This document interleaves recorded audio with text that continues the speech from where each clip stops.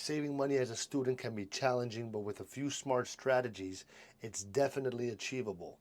Start by setting a budget that outlines your income, including any part time job earnings, allowances, or financial aid.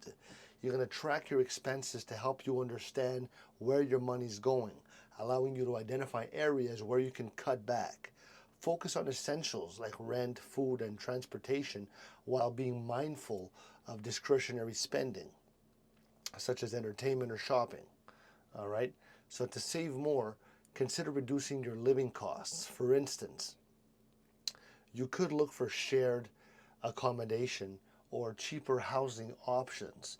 Cooking at home rather than eating out. That's another great way to save money.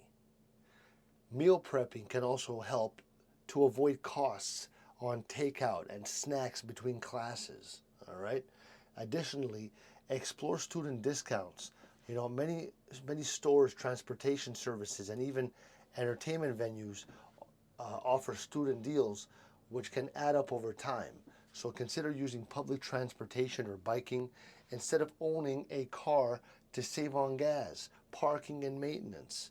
All right. Also look for ways to earn extra money. Freelancing, tutorials, or taking a part-time job can provide you with additional income.